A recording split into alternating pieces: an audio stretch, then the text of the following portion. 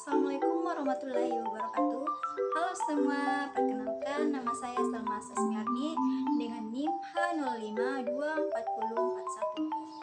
Pada kesempatan kali ini, saya akan mereview sebuah jurnal untuk menyelesaikan ujian akhir semester pada mata kuliah Bahasa Indonesia yang diampu oleh Ibu Yuni Lestari SPD MPD. Oke, jurnal yang akan saya review kali ini yaitu ini. Dengan judul Dampak Globalisasi Terhadap Karakter Peserta Didik dan Kualitas Pendidikan di Indonesia. Nama jurnal, Jurnal Pendidikan Tambusai, volume 5, nomor 1, halaman 1544 sampai 1550. Tahun terbit 2021 dengan jumlah halaman 6. Penulis yaitu Listiana YR. Latar belakang yaitu globalisasi merupakan hilangnya batas antar masyarakat di dunia. Di zaman globalisasi seperti sekarang ini, banyak budaya yang masuk dan berkembang di Indonesia. Budaya tersebut ada yang berdampak negatif serta berdampak positif bagi kehidupan masyarakat di Indonesia. Oleh karena itu, masuknya globalisasi harus juga disertai dengan sikap bijaksana sehingga dapat termanfaatkan dengan baik dan dapat berdampak positif bagi kehidupan masyarakat di Indonesia. Tujuan penelitian yaitu untuk mengeksplorasi dampak positif serta dampak negatif dari globalisasi terhadap pendidikan di Indonesia, serta untuk memahami bagaimana globalisasi dapat mempengaruhi karakter serta perilaku pelajar. Metode penelitian yaitu kuantitatif deskriptif, di mana penulis meneliti dengan mengumpulkan data secara kuesioner dengan membagikannya secara online kepada para pelajar. Objek penelitian yaitu para pelajar di Indonesia. Hasil penelitian ada 3. Yang pertama yaitu dampak positif. Globalisasi dan teknologi mempunyai dampak positif seperti mempermudah proses belajar, mempermudah akses informasi yang lebih luas, dan membuat pelajar lebih kreatif dalam menyampaikan materi. Yang kedua yaitu dampak negatif. Penelitian ini juga mencatat bahwa pengaruh globalisasi dan juga teknologi ada yang berdampak negatif seperti kecanduan teknologi, pengaruh konten yang tidak pantas, dan juga kurangnya kualitas moral terhadap pelajar. Yang ketiga yaitu sikap toleransi. Globalisasi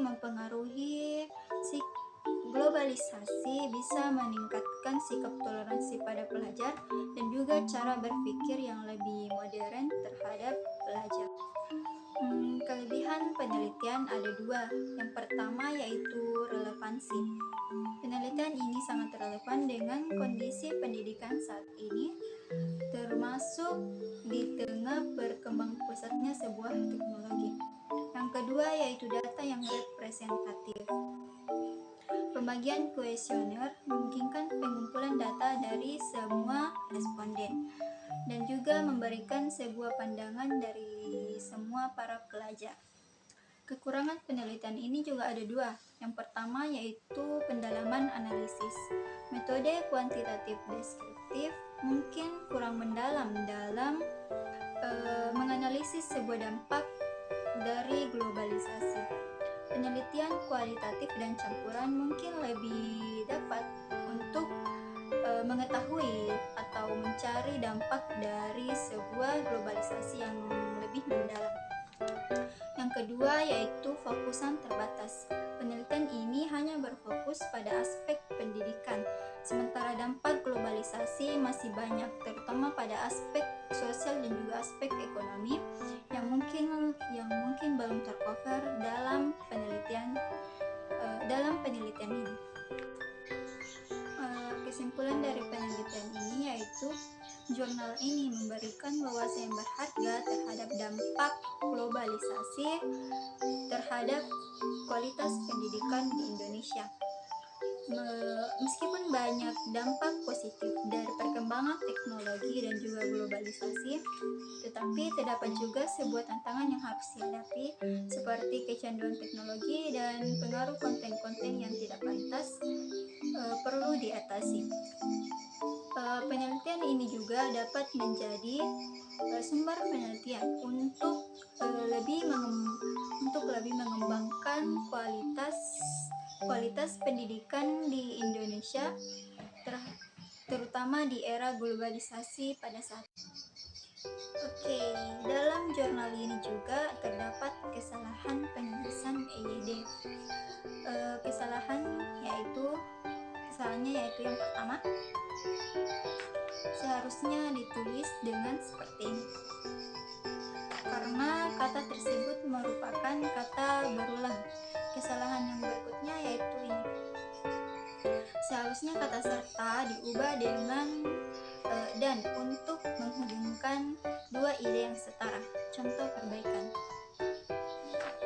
Oke, selanjutnya yaitu penulisan terbawa kepada. Seharusnya penulisan terbawa kepada diubah menjadi terbawa ke untuk menyesuaikan kaidah EYD. Contoh perbaikan. Kesalahan selanjutnya yaitu penggunaan kata omset. Meskipun omset bisa diterima, tetapi lebih baik menggunakan kata yang lebih umum seperti pendapatan untuk tidak membingungkan para pembaca. Contoh perbaikan. Kesalahan yang selanjutnya yaitu ini, seharusnya huruf P tidak ditulis karena untuk memenuhi kaidah EYD. Contoh perbaikan. Kesalahan yang berikutnya yaitu penulisan yang ini, seharusnya lebih baik ditulis mengakibatkan materinya untuk lebih tepatnya. Contoh perbaikan. Oke, yang selanjutnya yaitu penulisan ada pula yang ini, sebaiknya ditulis seperti ini untuk lebih tepatnya. Sekian dari saya. Wassalamualaikum warahmatullahi wabarakatuh.